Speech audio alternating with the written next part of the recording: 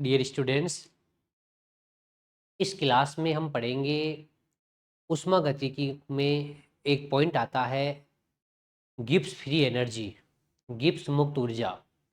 ये किसी रासायनिक अभिक्रिया के दौरान किसको बताता है, इसका उपयोग क्या है, कोई भी रिएक्शन स्वतः होती है, स्पॉन्टेनियस होती है या नॉन स्पॉन्टेनियस होती है, असवतः होती है, अभिक्रिया साम्य पर है, इसके लिए हमें गिब्स फ्री एनर्जी का यूज करते हैं। क्योंकि किसी निकाय के लिए हम जब भी ऊष्मा गतिकी में किसी निकाय का अध्ययन करते हैं तो उसमें गैस का अध्ययन करते हैं, और अगर उस निकाय से संबंधित जो भी यूजफुल वर्क होता है, उपयोगी कार्य होता है, उसको बताने के लिए हमारे गिब्स फ्री एनर्जी यूज होती है। तो इस टॉपिक को आप ध्यान से सीखें, क्योंकि इस पॉइंट से अपने जेट में हर साल एक क्वेश्चन पक्का आ रहा है। उष्मा गतिकी से अगर 2 क्वेश्चन आते हैं तो एक क्वेश्चन इस पॉइंट से आने की पूरी संभावना रहती है। आप वीडियो के अंत तक बने रहिए और पूरे वीडियो को देखिए, और इसमें जो भी आपको कॉन्सेप्चुअल बात बताई जाती है उसको आप सीखिए।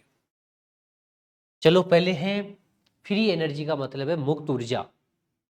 किसी भी निकाय से संबंधित उस निकाय में कितना कार्य हो रहा है, उस कार्य जो यूजफुल कार्य है उसको अपन बोलते हैं मुक्त ऊर्जा। तो हम पढ़ते हैं क्या कह रहा है, मुक्त ऊर्जा द्वारा निकाय द्वारा किया गया अधिकतम जो उपयोगी कार्य है, मैक्सिमम जो यूजफुल फंक्शन है किसका, सिस्टम का, निकाय का, उसका मापन जिस यूनिट से किया जाता है उसका नाम है फ्री एनर्जी, मुक्त ऊर्जा।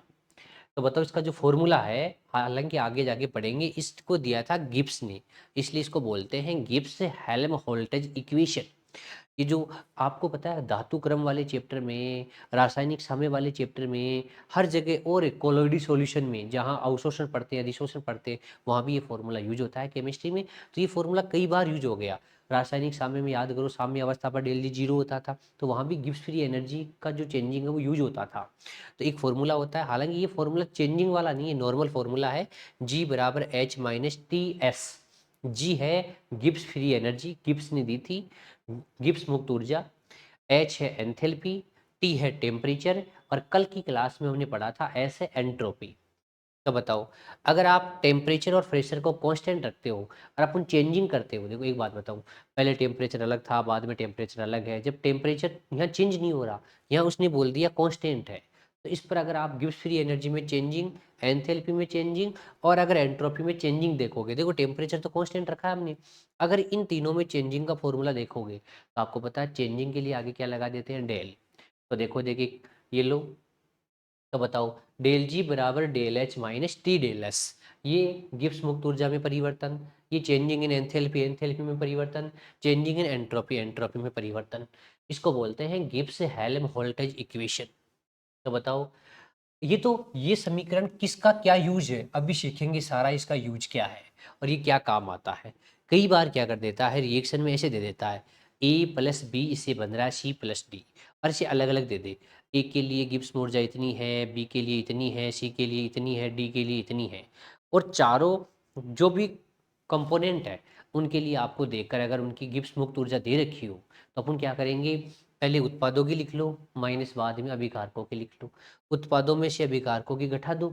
अगर मान लो 2a लिखा है, तो जो एक के लिए गिब्स मुक्त ऊर्जा दे रखी है ना, उससे 2 से गुणा कर दो, ताकि उत्पादों की रख दो माइनस अभिकारकों की रख दो, ताकि क्या आ जाए। अगर डेल जी के मान दे रखे हो क्वेश्चन में, देखो तो ऐसे कर देंगे, जैसे a प्लस टू भी दे रखा है और रिएक्शन दे दिया मान लो c प्लस फोर डी, तो आप क्या करोगे, इसकी मान लो एनर्जी दे दी, गिब्स एनर्जी 10, इसकी दे दिया 20, इसकी दे दिया 10, इसकी दे दिया 40, तो पहले आपको उत्पादों की लिखनी पड़ेगी। तो बताओ, उत्पाद में आज डी के आगे 4 लगाओ तो इसको 4 से मल्टीप्लाई करोगे, 160 प्लस 10 कितने हो गए, 170, 20 दूरा कितने हो गए, 40, 40 प्लस 10 कितने हो गए, 50, ये माइनस कर दिया, ऐसे निकालते हैं। तो कई बार आपको प्रत्येक अभिकारक और उत्पाद के लिए अगर गिब्स फ्री एनर्जी की वैल्यू गिवन हो ना, तो आप ऐसे निकालोगे। तो ये तो बहुत आसान तरीका है। हालांकि ये चीज़ें यहाँ नहीं आकर, ये चीज़ें पहले जो निर्माण की उष्मा वगैरह है ना, वहाँ ज़्यादा पहुँची जाती है, यहाँ से ऐसा क्वेश्चन कम आता है, यहाँ से क्वेश्चन आता है इसके बेस पे। चलो भाई, अगला देखते हैं हम। तो कह रहा है, अब एक बात बताओ, जितनी भी मानक ऊष्माएं थी ना, चाहे मानक स्थिति में कोई भी एंथैल्पी में परिवर्तन हो, एंट्रोपी में परिवर्तन हो, आंतरिक ऊर्जा में परिवर्तन हो, हर किसी अगर ऊष्मागतिक राशि में जो मानक स्थिति होती है, नोट का मतलब होता है स्टैंडर्ड, जैसे प्रकृति में कोई भी एलिमेंट है, जैसे O2 है, H2 है, N2 है, इनका प्रकृति में निर्माण अपने आप हुआ है, तो इनके लिए जो ऊष्मागतिक राशियां होती है ना, उनमें परिवर्तन की वैल्यू कितनी होती है, जीरो।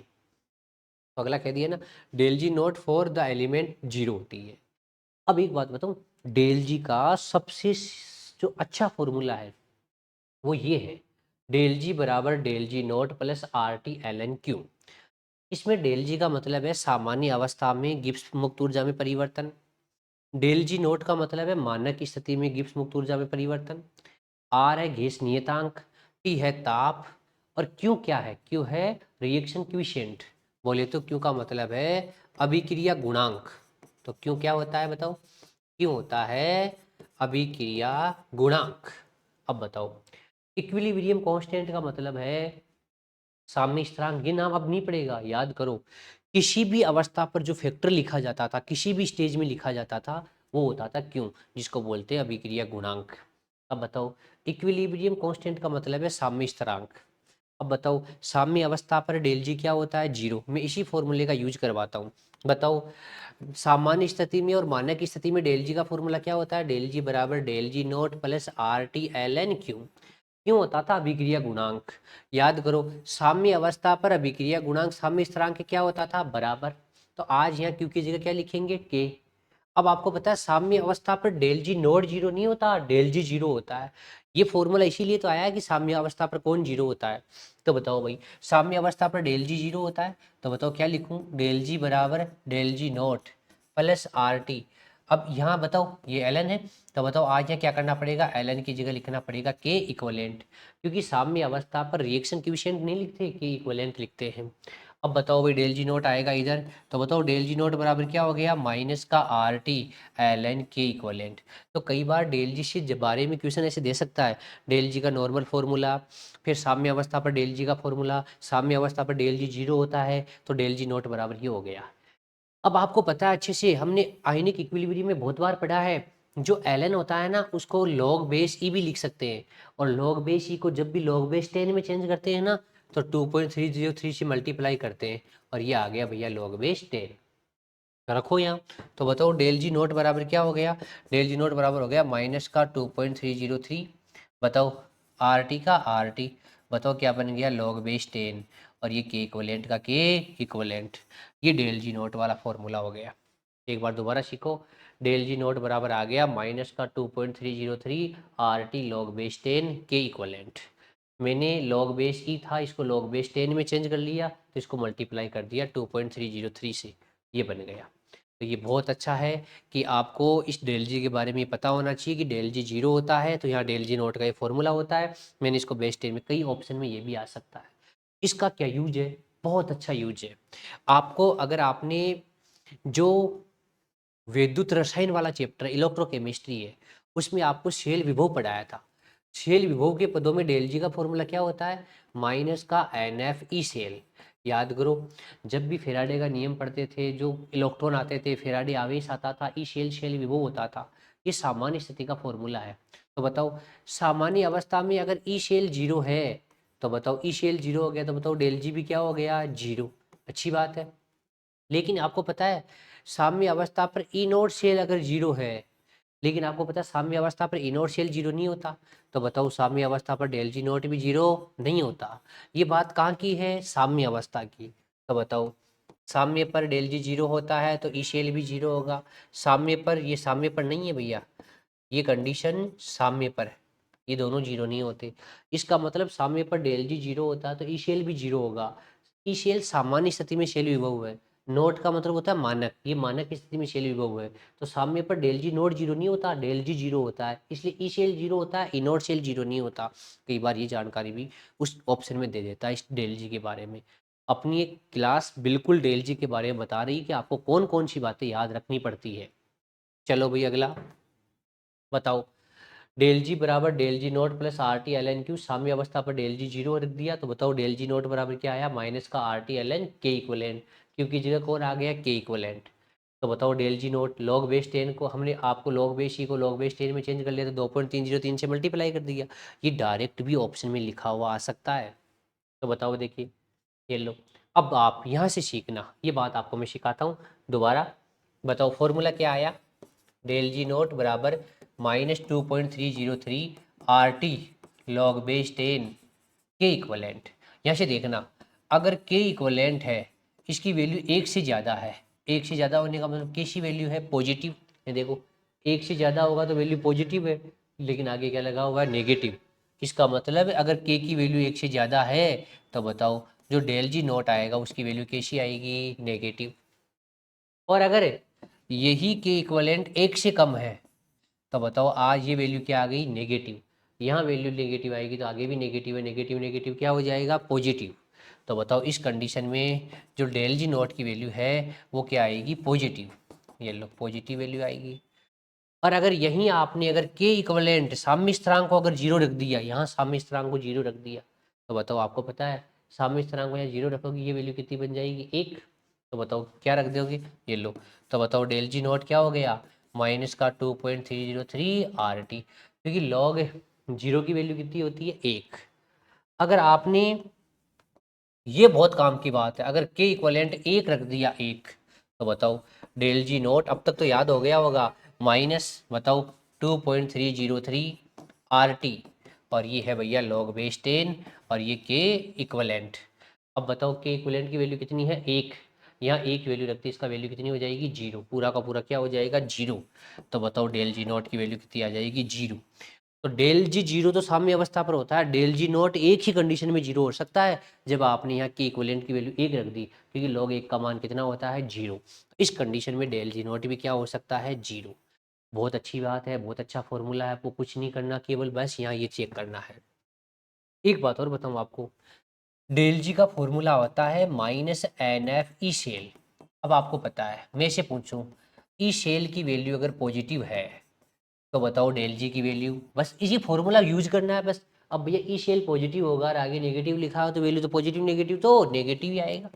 बहुत अच्छी बात है, और नेगेटिव आएगा, डेल जी नेगेटिव का मतलब कौन सा प्रक्रम होता है, सवतः। ये प्रक्रम स्पॉन्टेनियस होगा, अपने आप होगा, बाहर से कोई वर्क नहीं करना पड़ेगा, उसको स्पॉन्टेनियस बोलते हैं।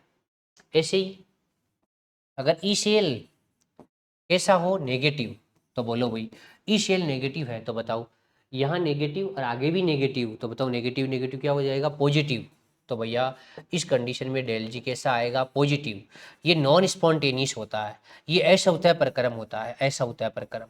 याद रखना, सवतः प्रोसेस की, स्पॉन्टेनियस प्रोसेस की एक ही प्रोसेस है, यहाँ डेल जी नेगेटिव होना चाहिए। और डेल जी पॉजिटिव का मतलब है नॉन स्पॉन्टेनियस प्रोसेस, वो प्रोसेस असवतः प्रक्रम है। और ऐसे ही अगर ई शेल अगर 0 आ जाए इसका मतलब तो भैया डेल जी भी क्या आएगा, 0। ऐसे प्रक्रम को बोलते हैं साम्य अवस्था का प्रक्रम, ये है साम्य पर।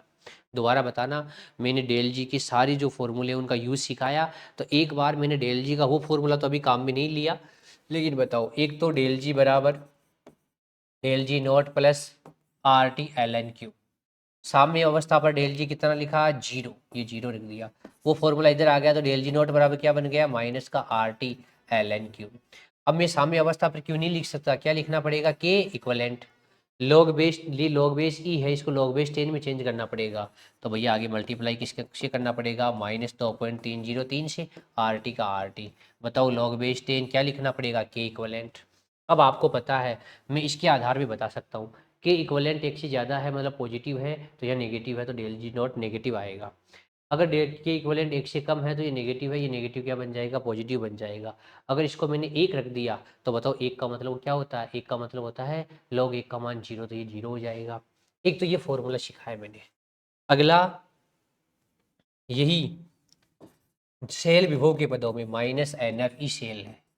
अब आपको पता है शेल विभव अगर पॉजिटिव है तो पॉजिटिव नेगेटिव नेगेटिव होगा, और नेगेटिव होगा तो भैया नेगेटिव, डेल जी नेगेटिव है उस प्रोसेस को बोलते हैं स्पॉन्टेनियस, सवतः प्रक्रम। और डेल जी अगर पॉजिटिव आ जाता है तो उस प्रक्रम को बोलते हैं नॉन स्पॉन्टेनियस, असवतः प्रक्रम। बार बार यही पूछता है, और डेल जी अगर 0 आ जाए तो उसको इक्विलिब्रियम बोलते हैं, इक्विलिब्रियम साम्य अवस्था, इक्विलिब्रियम स्टेट बोलते हैं। ये मैंने डेल जी के फॉर्मूले की बात बताई। एक फॉर्मूला है जो बहुत इंपॉर्टेंट है, डेल जी बराबर del H minus T del S, उसमें 4 प्रकार के क्वेश्चन बनते हैं। वो वीडियो पूरा अगली क्लास में लेके आएंगे। ये वीडियो आपको बहुत अच्छा लगा हो, बहुत अच्छी जानकारी लगी हो तो अपने साथियों को सभी को इस क्लास का लिंक जरूर शेयर करें, ताकि आपको आगे भी ऐसे वीडियो मिलते रहे। Thank you.